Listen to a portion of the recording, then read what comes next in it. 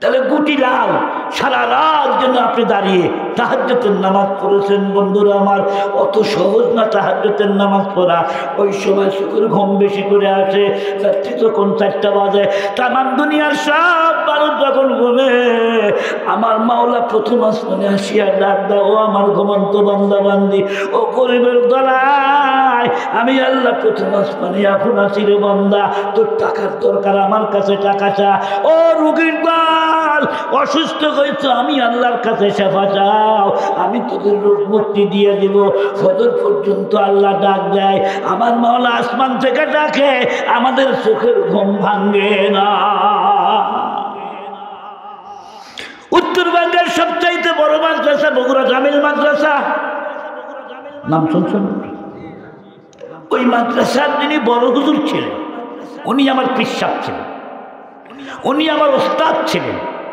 50 বছর একদিনও তাহাজ্জুদের নামাজ কাজা হয়নি।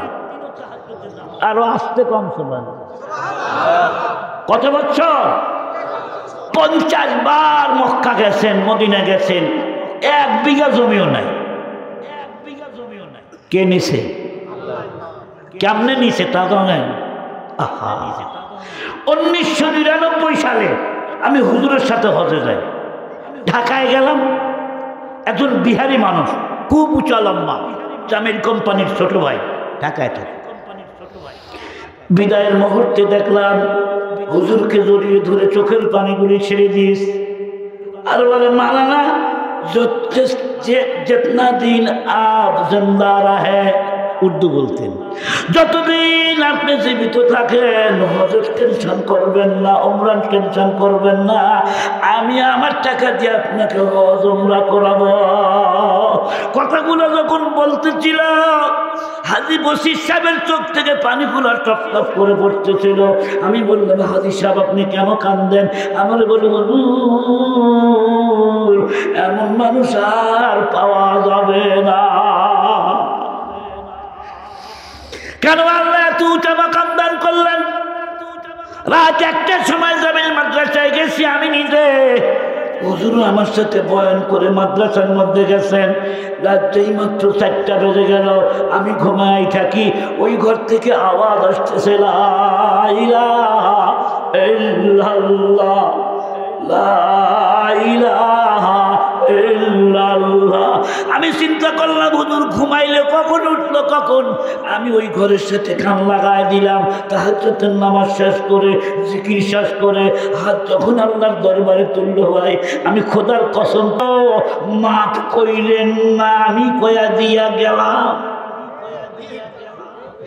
টাকা নগদ নিয়ে বাসন ঘরের দরজা খুলবেন, আর আপনারা ওই বাকি ব্যবসা করবার জানকে। বাকি কয়দিন চলে? 1 মাস, 2 মাস, 1 বছর, 2 বছর, 57 বছর হলে বিয়ে করছে। আমি বললাম, 57 বছর বিয়ার বয়স, মোহর দিচ্ছেন কত লাখ? কয় 1 লাখ। আমাকে বলে, মনে না ওটা তো দেওয়া লাগে না। বললাম, দেওয়া লাগে কি না লাগে, ময়দানে মাশর যখন কায়েম হয়ে যাবে, ইয়াউমা ইয়াফিরুল মারউ মিন আখিহি ওয়া উম্মিহি ওয়া আবিহি ওয়া সাহিবাতিহি ওয়া বানিহি। বিবি পরিচয় দেবে না, ছেলে পরিচয় দেবে না, মেয়ে পরিচয় দেবে না, ভাই পরিচয় দেবে না, সবাই খালি ভাইগে যেতে থাকবে। যদি আবার নেকি চায়া বসে হাসরের ময়দানে, টাকা পয়সার লেনদেন কি চলবে বাবা? স্বর্ণের টাকা, কাগজের নোট নবী নিবেন না, বেনামাজিকে ওই নৌকাতে উঠাবেন না। আল্লাহু আকবার বলেন।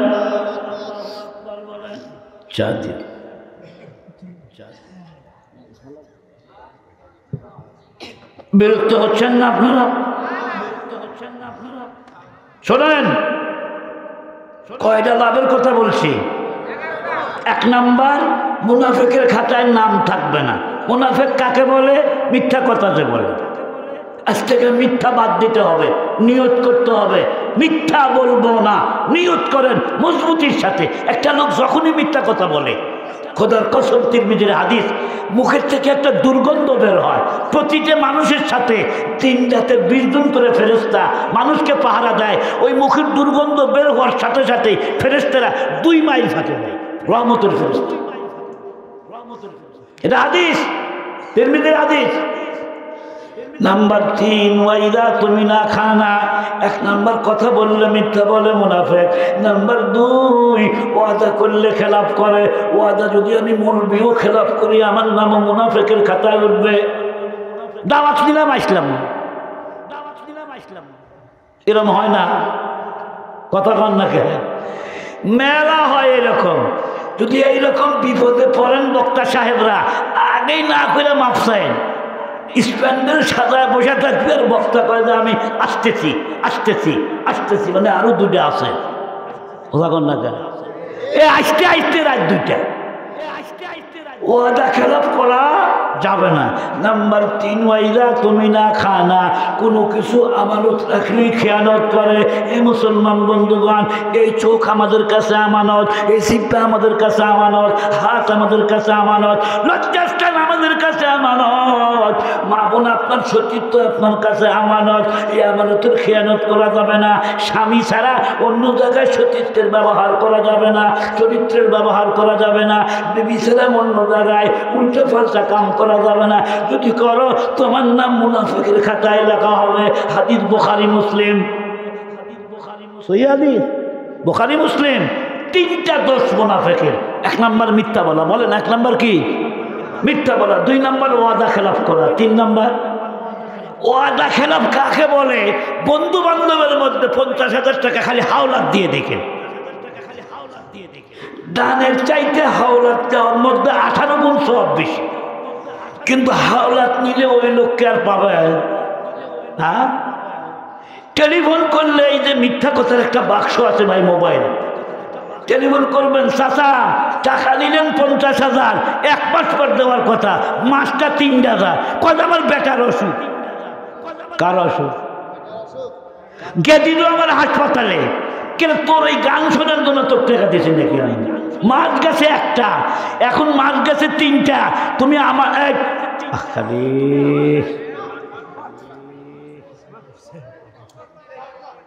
20 মিনিট আর থাকতে পারবেন? ভাইরা আমার শুনুন, নাম্বার 3, আমানতের খেয়ানত করা যাবে না। ফজরের নামাজ যদি জামাতে শহীদ পড়তে পারেন, 2 নাম্বার কি উপকারটা হবে? হাদিসে পাকের ভিতরে আল্লাহর পয়গম্বর ফরমান, যদি আল্লাহর কোনো বান্দা মান সাল্লাল ফাজরা ফাহুয়া ফি জিম্মাতিল্লাহি, আল্লাহর পয়গম্বর বলেন, মুসলিম শরীফের হাদিস। এ বন্ধুরা রে আমার, আমি আপনাদের একজন বিশ্বস্ত মানুষ বলছি, হাদিস থেকে বলছি, অবিশ্বাস করেন না। অবিশ্বাস করলে কিন্তু ঈমান থাকবে না। আল্লাহর কোন বান্দা যদি ঠান্ডা পানিতে ওযু বানাইয়া, ধনী হোক আর গরিব হোক, সুস্থ হোক আর অসুস্থ হোক, যদি মসজিদের মধ্যে যায় ফজরের 2 রাকাত নামাজ পড়ে, আল্লাহর পয়গম্বর বলেন 24 ঘন্টার জন্য আল্লাহর এই বান্দাটা আল্লাহর জিম্মাদারিতে চলে যায়। আল্লাহর জিম্মা মানে 24 ঘন্টার রিজিকের দায়িত্ব আল্লাহর, 24 ঘন্টার নিরাপত্তার দায়িত্ব আল্লাহর। রোড অ্যাক্সিডেন্ট থেকে বাঁচাবে কে? যারা ফজরের নামাজ পড়বে। রিজিকের দায়িত্ব কে নিলেন? আল্লাহ নিলেন। অসুখ বিসুখের দায়িত্ব কে নিলেন? আল্লাহ নিলেন। আল্লাহর জিম্মায় আমরা যারা যেতে চাই, একটু নিয়ত করেন ফজরের নামাজ পড়বেন তো ইনশাআল্লাহ। আগেই হাত তুলেন না, লাভের কথাগুলো বলে নেই। বলবো কি 3 নাম্বারটা বলবো না শেষ করে দেব? আদালতে কিন্তু দাঁড়ায় আছে মনবি, কথাটা একটু মনে রাখেন। ঢেল খাওয়া নাস্তিক দাঁড়ায় আছে, মনে আছে আপনাদের কথা? ভাইরা আমার, 3 নাম্বারে কি লাভ হবে যদি ফজরের নামাজটা পড়েন? আহা, খালি সুসংবাদ। হাদিসে পাকের ভিতরে আসছে 2 সময় আল্লাহ আকাশের দরজা খুলে দেন। জবান খুলে বলুন তো কয় সময়? দুই সময়, একটা আসরের নামাজের সময় আর একটা ফজরের নামাজের সময়। ফজরে এমন একটা টাইম, এই দুই দল ফেরেশতা ফজরের নামাজে উপস্থিত হয় মহল্লার মসজিদে। এই মুসলমান বন্ধুরা আমার, নামাজ যখন শেষ হয়ে যায় ফেরেশতা আল্লাহর কাছে চলে যায়। ফেরেশতা জিজ্ঞেস করে, ফেরেশতারা রে কোন জায়গায় গেছিলা? বলে গেছিলাম খোদারপুর জামে মসজিদে। কয়জন মানুষ মসজিদে আইছিল লিস্টিটা দেখাও। আমার আল্লাহ লিস্টি দেখতে চাইবে। আমার মাওলা জিজ্ঞেস করে, তোরা গেছিলি আসরের নামাজের টাইমে আর ফজরের সময় তোরা আসলি, যায়া আমার বান্দাদেরকে কোন অবস্থায় পাইছিলি? মাবুদ, আসরের সময় যায় দেখি তোমার বান্দারা মসজিদের জামাতে হাজির হয়ে বসে আছে। কোন অবস্থায় রেখে আসলে? নামাজের কাতারে রাখি আমরা চলে আসলাম। আমার আল্লাহ তখন বলবে, তোমরাই যখন সাক্ষী দিলে, তোমাদের সাক্ষীকে নির্ভর করে এই নামাজি ফজরের নামাজ পড়নেওয়ালা বান্দা বান্দির জীবনের গুনাহ আমি আল্লাহ মাফ করিয়া দিলাম। ফেরেশতারা সাক্ষী দিবে লোকগুলা ভালো। 3 নাম্বার গেল না, করে গেছে 3 নাম্বার 4। আহা, আরো বড় ফজিলত, যে ব্যক্তি এশার নামাজ জামাতের সহিত পড়বে। কোন নামাজ? ভালো লাগতেছে না?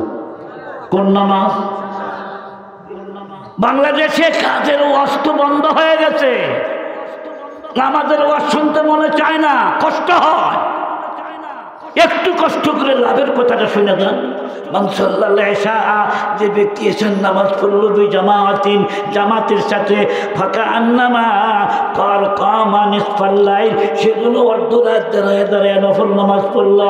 আর যে ব্যক্তি ফজরের নামাজও জামাতের সহিত পড়লো, মুহাম্মদুর রাসূলুল্লাহ বয়ান ফরমান, সে যেন সারা রাত দাঁড়িয়ে দাঁড়িয়ে তাহাজ্জুদের নামাজে রাত কাটাইল। এশার নামাজ পড়লে অর্ধেক রাত, আর খালি ফজরের নামাজ জামাতে পড়লে অর্ধেক রাত।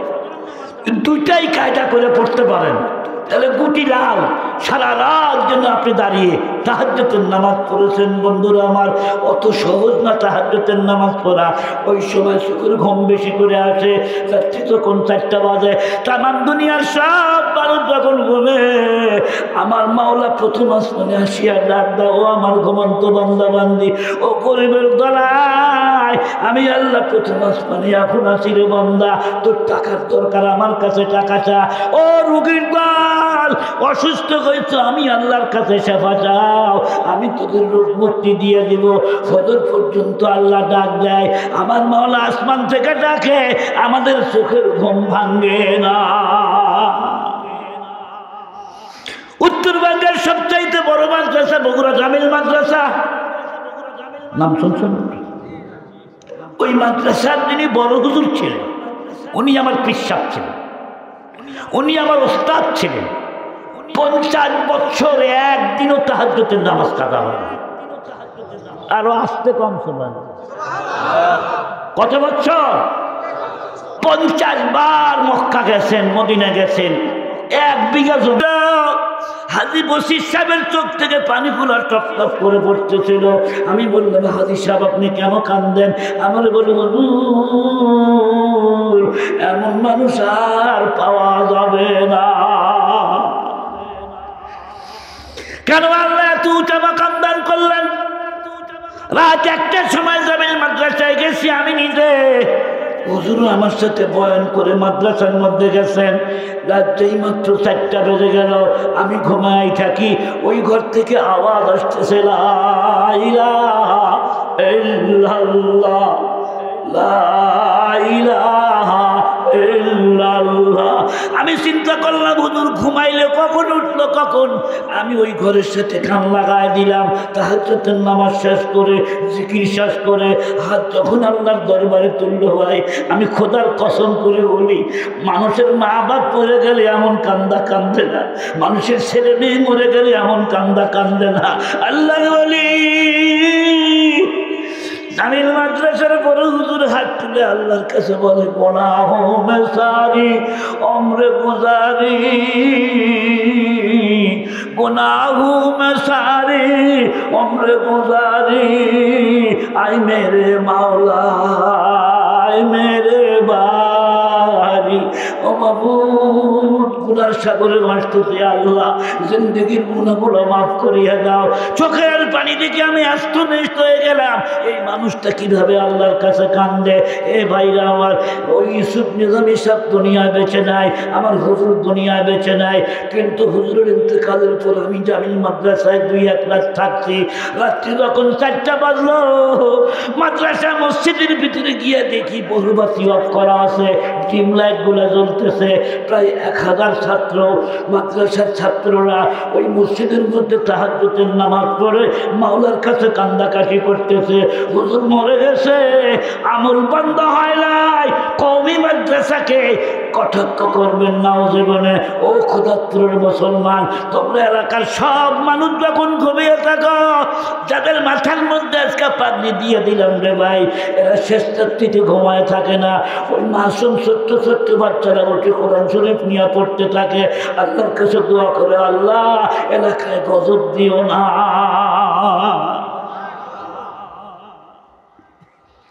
এই জন্য মাদ্রাসাকে প্রাণ ভরে ভালোবাসে।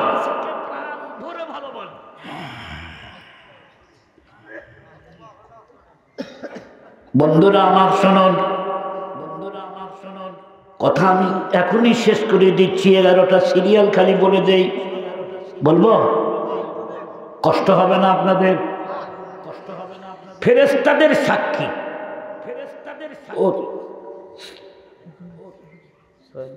অর্ধরাত তাহাজ্জুদের সওয়াব। কয় নাম্বার গেল?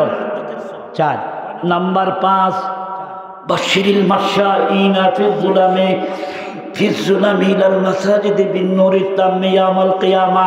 কিয়ামতের মাঠ যখন শুরু হয়ে যাবে, লাইট থাকবে না, ফুলসরাতের কাছে অন্ধকার থাকবে। 5 নম্বর যে পুরস্কারটা আল্লাহ পাক আপনাকে দান করবেন, আপনার কোনো লাইট লাগবে না, আপনার আগে আগে একটা পরিপূর্ণ নূর চলতে থাকবে। ফজরের নামাজ দ্বারা আলো অন্ধকারে মসজিদে যায়, কিয়ামতের ময়দানে লাইট লাগবে না। এই লাইট দান করবেন কে? আবু দাউদ শরীফের হাদিস। নাম্বার 6, আমরা সব মানুষ আবার আল্লাহকে দেখতে চাই কি চাই না? দুনিয়া আল্লাহ দেখা সম্ভব না। প্রত্যেক দিন নিয়মিত যারা ফজরের নামাজ জামাতের সহিত পড়বে, কিয়ামতের ময়দানে বেহেশতের বাড়িতে গিয়া তারা আমার আল্লাহকে নিজের চোখে দেখতে পাবে। পূর্ণিমার চাঁদ দেখতে যেমন কোনো অসুবিধা হয় না, আল্লাহর চেহারা দেখতে আপনার আমার কোনো অসুবিধা হবে না। হরগার মান जितनी नेमत है तो सबसे बेहतर नेमत दीदार तो जन्नत दोज़ख से जा रब क्या करो आरज़ू है मैं तुझे देखा करो एक जिक्र अल्लाह अल्लाह अल्लाह अल्लाह अल्लाह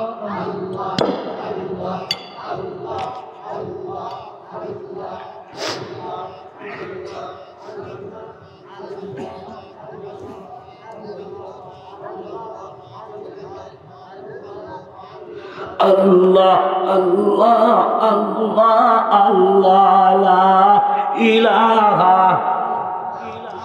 নাম্বার 7, 7 নম্বর কি পুরস্কারটা দিবেন? মুসলিম শরীফের মধ্যে একটা হাদিস আসছে, আমার আল্লাহ বলেন আল্লাহ, নবীজি বলেন আল্লাহ আল্লাহ আল্লাহ।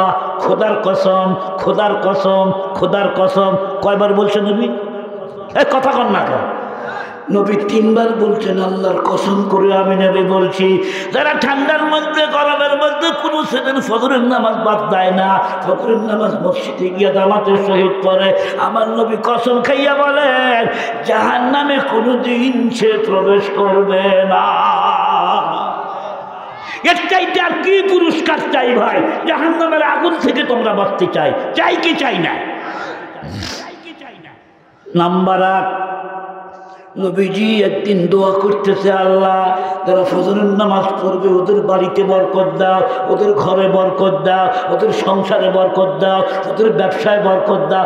নবী বলে গেলেন বাবা রে, আমি দোয়া করে গেলাম প্রত্যেক দিন যারা ফজরের নামাজ জামাতে শহীদ করিয়া দুনিয়ার কাজ কামে লিপ্ত হইয়া যাবে, আল্লাহ এত বরকত দিবে, ফজর যারা পড়ে নাই ওদের সংসারে অত বরকত হবে না।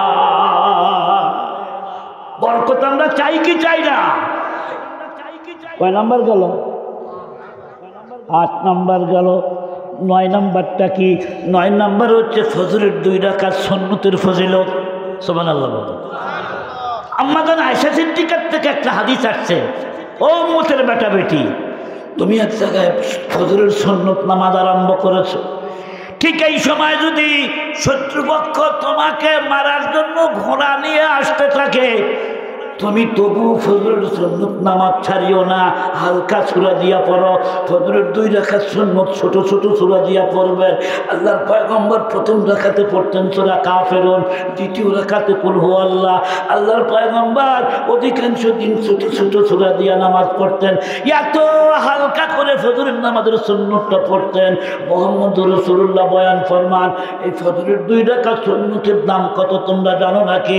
তামাম পৃথিবী ভূমণ্ডল সোনার খনি আছে, রূপার খনি আছে, পেট্রোলের খনি আছে, তেলের খনি আছে, পাহাড় পর্বত আছে, টাকা পয়সা ধন দৌলত আছে, তামাম দুনিয়ার সমস্ত সম্পদ যদি এক পাল্লায় রাখো, ফজরের 2 রাকাত সুন্নতের দাম তার চাইতে বেশি হইয়া যাবে। যত কষ্টই হোক ফজরের নামাজ পড়বো তো ইনশাআল্লাহ। ওই 2 রাকাত সুন্নত খুব গুরুত্বের সাথে পড়বে। কয়টা গেছে? নাম্বার 10। আল্লাহর পয়গম্বর বলেন, যারা রেগুলার ফজরের নামাজ পড়বে ওদের অন্তরের মধ্যে সারাদিন যে প্রফুল্লতা বিরাজ করবে, বেনামাজের অন্তরে অত প্রফুল্লতা বিরাজ করবে না। মুহাম্মদুর রাসূলুল্লাহ বয়ান ফরমান, যে ব্যক্তি ফজরের নামাজ পড়ে ঘাটে মাঠে ঘাটে ঘাটে দোকানে কাজ কারবারে রওনা দিয়ে চলে যায়, আল্লাহর পয়গম্বর বলেন তার কাঁধের মধ্যে থাকবে ইমানের ঝান্ডা। আর যে ফজরের নামাজ না পড়ে 8টার সময় ঘুমের থেকে উঠে যাওয়ার মন মরা থাকে সব সময়, ওর কাঁধের মধ্যে থাকে শয়তানের ঝান্ডা। কটা গেছে? 10টা হলো হাদিস থেকে প্রমাণিত, আর একটা ডাক্তাররা বলে হাদিসে আছে ইশারা, এটা হাদিস না। ডাক্তাররা কি বলে? ডাক্তাররা বলে, ও দুনিয়ার মানুষ, সবে সাদেকের সময় তোমরা যদি ঘুম থেকে ওইটা মসজিদে যাও নামাজ পড়াও, ওই সময় যদি একটু গায়ে ঠান্ডা বাতাস লাগাইতে পারো, অনেক রোগ ব্যাধির থেকে তুমি মুক্ত থাকতে পারবে। হিন্দিতে একটা শব্দ আছে, সবা কা হাওয়া হার বিমারি কা দাওয়া, সবা কা হাওয়া হার বিমারি কা দাওয়া। মুখস্থ করে নেন, সবা কা হাওয়া বলেন না কেন? সবা মানে সকাল, সবা কা হাওয়া বলেন, সবা কা হাওয়া হর বিমারি কা দাওয়া। সকালবেলার বাতাস যদি গায়ে লাগাও, সব ব্যায়ামের ওষুধ দিয়েছে আল্লাহ এই বাতাসের মধ্যে। 10টা হাদিস থেকে প্রমাণ করলাম, আর একটা ডাক্তারদের মতামত পেশ করলাম। বাজানরা, ও ডায়াবেটিস রোগীরা, প্রত্যেক দিন সকালবেলা উঠে যে দৌড়াও, নামাজটা পড়েই দৌড়াও, কথা কন না কেন আপনারা? মেয়েরাও দৌড়ায়, ছেলেরাও দৌড়ায়, কিসের ভয়? মরার ভয়, কথা কয় না। যতই দৌড়ায়, দৌড়ালে ডায়াবেটিস ভালো হবে। হ্যাঁ, আমাকে একজন কয়েকজন হুজুর আটা আর হাঁটা, আটা আর ঘুমাচ্ছি বোধ হয়। ডায়াবেটিসের ওষুধ হলো আটা আর হাঁটা, এই 2 কাম আজীবন করা লাগবে। তাও কি ডায়াবেটিস ভালো হবে? জীবনেও ডায়াবেটিস ভালো হবে না। তবে হ্যাঁ, একটা ওষুধ আছে, যে ওষুধ সবাই খাইতে পারবে না। সেটা হচ্ছে, কেউ যদি ভাত, রুটি, ফল আর দুধ, এই কার্বোহাইড্রেট জাতীয় খাবার 7 দিন যদি না খান, খালি অন্য দুনিয়ার সব কিছু খাবো, ভাত, রুটি, ফল, দুধ, কটা কিছু এগুলো খাইতে আমরা বেঁচে থাকি, কথা কন না কেন? যত মোটা মানুষই হোক না কেন, যদি এই 4টা বর্জন করে 7 দিন, আর ওজন করবে 7 দিনে 10 কেজি, হাঁটাও লাগবে না, জগিং করা লাগবে না, খালি কার্বোহাইড্রেট বর্জন করবে। কিন্তু আমরা তো ভাত খাবার বসলে 2টা। ভাইরা আমার নবীজি কি পরিমাণ খাইছেন? সকালে যদি খাইতেন জবের আটার রুটি, কিসের আটা? তখন গমের আটা পাওয়া যেত না, জবের আটার একটা রুটি, একটু জয়তুনের তেল, দিনের সকালে যদি খাইতেন ওই দিন আল্লাহ নবী আর কিছুই খাইতেন না, পরের দিন আবার খাইতেন। বন্ধুরা আমার, সকালে খাইলে বিকালে খাইতেন না, দুপুরটা তো বাদ। আমরা তো 3 বেলা করে খাই, 4 বেলা 5 বেলা খাই। আল্লাহর পয়গম্বর বলে, ও আমার উম্মতের বেটা বেটি রে, এমন দিনও আমার কাছে আম্মা জান আয়েশা সিদ্দিকা বলেন, এক চাঁদ উঠেছে, সেই চাঁদ 30 দিনে ডুবে যায়, আবার আর একটা চাঁদ উঠে, সেই চাঁদও ডুবে যায়, 2 মাস পার হয়ে যায়। আমি আয়েশা সাক্ষী দিচ্ছি, আমরা 11 জন বিবি নবীর বাড়িতে ছিলাম, 2 মাসের মধ্যে নবীর বাড়িতে চুলা জ্বলত না।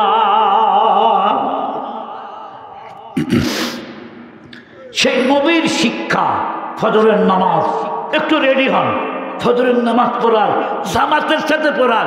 কালকে আগামীকাল আমার পাক্কা নিয়ত। নিয়ত কার কার আছে? এমনি অজগবি হাত তুলেন না বাবা। নিয়ত যাদের আছে পড়বো, তুলেন, হাত তুলেন। শরমে গরমে অনেকে হাত তুলতেছেন, তুলেন, আল্লাহ যেন কবুল করে। হাতগুলো উঁচা করে দেন। আল্লাহ, আমার দায়িত্ব ছিল তোমার বান্দা বান্দীদেরকে বোঝায় দেওয়া।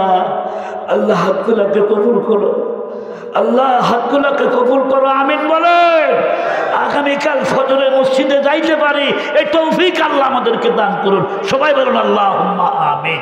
মুসলমান বন্ধুরা আমার, রাত্রি 12টা বেজে গেছে, এক্ষুনি দোয়া হবে। দোয়ার আগে আমি আপনাদের সামনে ওই যে ঢেল যাতে মাইল, কে চাষা এনে আইসা দেখেন কি বেটে ঘামে গেছে। মুসলমান বন্ধুরা আমার, পৌষ মাসে শীতে চাদর গাইতে বসে আছে। আমার এখন ফ্যানের দরকার। এখন যদি ফ্যান চালায় বলবেন যে হ্যাঁ হুজুর ফুটানি করছে, আপনি চাদর গাইতে বাসি না। ভাইরা আমার শোনেন, আদালতে হুজুর হাজির, আসামি হাজির, বাদী হাজির, বিবাদী হাজির। কেমনে জবটা দেয়? আজকের এই মাহফিলে আমার মনে হয় কবরস্থান, কবরস্থান মাদ্রাসা। আপনাদের আত্মীয় স্বজন এখানে কবরে নাই? নাই কার কার? একটু হাত তুলুন তো, যে এই কবরে আমাদের কারো মা বাপ নাই, তারা হাত তুলেন। নাই, হাত নামান। তাহলে বোঝা গেল অনেকেরই আছে।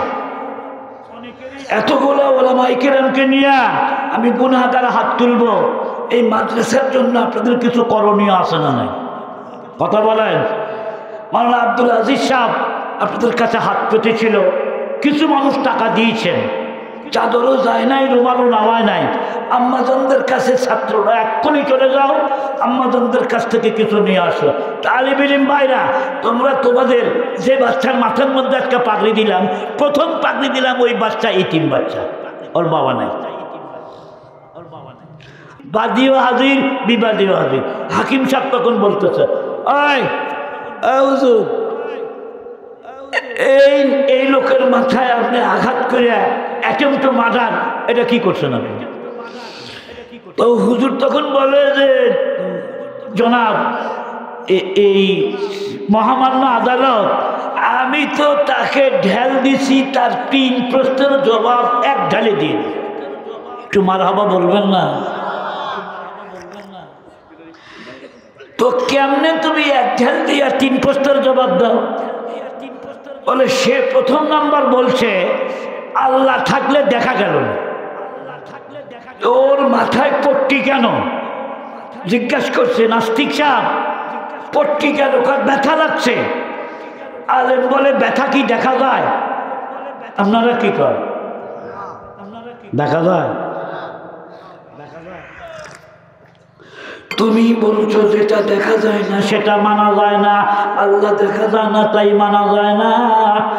তুমি তো বলছো যে যেটা দেখি না সেটা মানি না, তাহলে ব্যথা কেমনে হলো? তোমার ব্যথা নাই, ব্যান্ডেজ গুলো। হাকিম সাহেব তখন জিজ্ঞাসা করে, 2 নম্বর প্রশ্ন কি ছিল? সামনে না চাও তেমনি না, যেমনি না চাও তেমনি না। আমার কি দোষ? ঢেল মারছি আমি, আল্লাহর হুকুমেই মারছি, তা আমার বিরুদ্ধে মামলা খায়। কথা কি বুঝুন না? নাম্বার 3, মাশাআল্লাহ ইয়ং ম্যান দেখতেছি। হ্যাঁ, মাদ্রাসার সেক্রেটারি মারহাবা কন কি নাম জানি কইলা সানোয়ার ভাইয়ের আগমন সানোয়ার ভাইয়ের আগমন দানবীর ভাইয়ের আগমন দেন না থাকে খালি ঘোষণা দেন ফার্মার চয়েস এগ্রো ফার্মস আচ্ছা ফার্মার চয়েস এগ্রো ফার্ম ৫,০০০ টাকা মারহাবা কন আশরাফুল ইসলাম ভাই আর কারো টাকা এটা ৫,০০০ ফার্মার চয়েস ৫,০০০ আচ্ছা বলেন ভাই বলেন রাত হয়েছে ও কম হবো আগে হাতে নেন আচ্ছা ৫,০০০ আছে গোনা দেখে দিচ্ছি আর ৫ খান পরে দিননি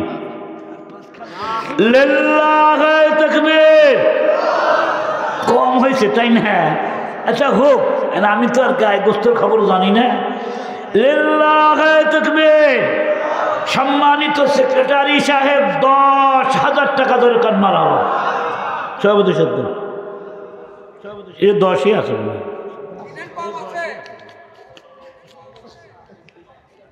সাতখানা ৪-৩টে দেন গতবার যা দিছে দিছে গতবার তাহলে আমি আসি না দেন ৩,০০০ দেন রাগ করতেছেন আপনারা সবার কাছে কি চাইছি আমি আপনাদের হাত কি ধরছি আমি ওনারা হাত ধরছি উনি আর ৩,০০০ টাকা কালকে দিয়ে দেবে যে মানে হাত লাগা এনি আছে ওই যে পকেটে হাত দিতে সুবহানাল্লাহ টাকা আছে বলে হ্যাঁ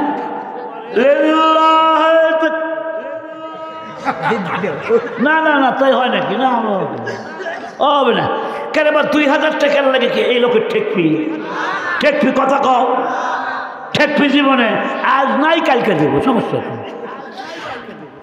১০,০০০ বলে দিলাম কিন্তু আমি রাজি হন তাহলে আমি দোয়াও করবো না আপনি দোয়া করবো ২,০০০ টাকার লাগে এটা একটা কথা বেরোয় না পারলাম না আমি অবশ্য কোনোদিন এইভাবে চাই না আমার একটা ছাত্র এই মাদ্রাসার শিক্ষক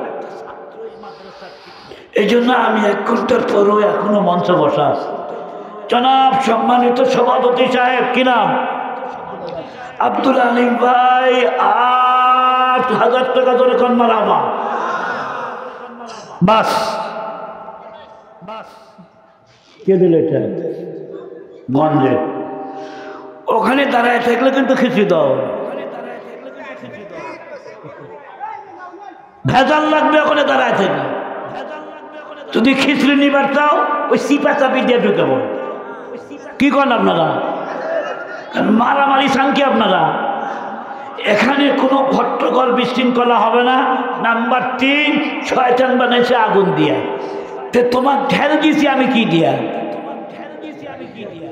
ইটা দিয়ে ঢেল দেয় না ইটা কি দিয়ে বানায় কথা কয় না বলে তুমি হলে মাটির তৈরি মানুষ মাটির তৈরি মানুষের যদি মাটির ঢেল লাগে আদালতে মামলা করতে পারো শয়তানকে আল্লাহ এমন পাওয়ারফুল আগুন দিয়ে শাস্তি দিবে শয়তানের অবশ্যই কষ্ট হবে এ বন্ধুরা আমার নাস্তিক সাথে সাথে আত্মসমর্পণ করে হাত ধরে বলে জাদা কাল্লা কেচসমান বাজ কার দি মরা বাজানে যা আমরা যে কার দি হুজুর আপনি আমার জ্ঞান চক্ষু খুলে দিলেন কালিমা পড়ায় আল্লাহ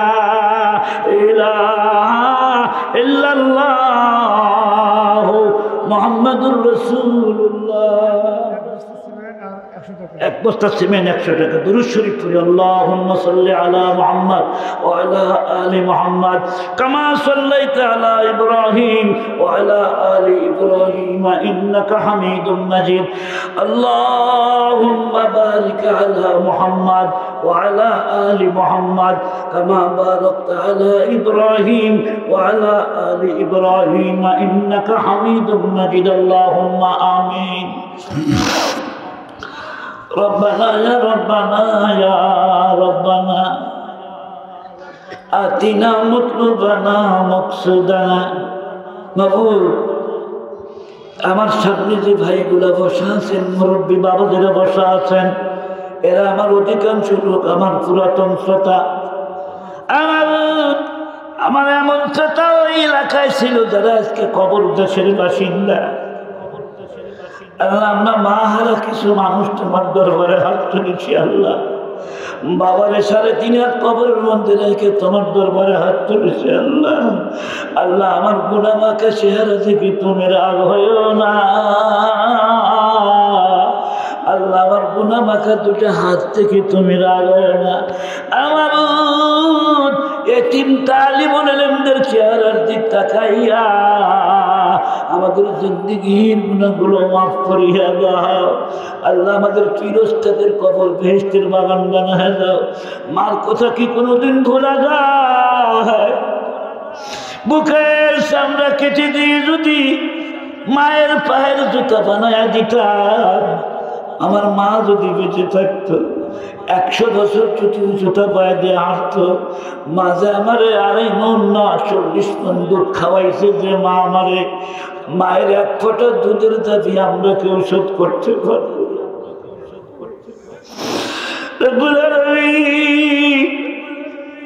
এই শীতের রাত্রিতে ল্যাপ্ত সুখ ছাড়া আমাদের চোখের মধ্যে ঘুম আসে না।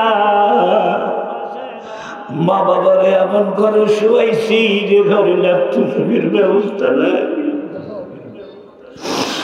আল্লাহ, আমাদের মা বাবাকে মাফ করিয়ে দেওয়ার আল্লাহ, এই মাদ্রাসাকে তুমি কবুল আর মঞ্জুর করিয়া না। আর কোনদিন আর এই ময়দানে আমি আসতে পারবো কিনা জানি না। আমার শ্রোতাদের সাথে আমার আর দেখা না হতে পারে। ওই তো ছিল মরহুম মাওলানা রেজাউল করিম কাউসারি, আজ দুনিয়ায় নাই। কত মানুষ দুনিয়ার থেকে বিদায় নিয়ে চলে গেল। আল্লাহ, কত মানুষ ঘুমায়, ঘুম থেকে আর উঠে না। কত মানুষ ঢাকায় যায় আর ফিরে না। আমার দুনিয়ায় যদি আমার শ্রোতাদের সাথে আর কোনোদিন আমার দেখা না হয়, আল্লাহ জান্নাতের বাড়ি তার একটা বার একটু দেখা করে।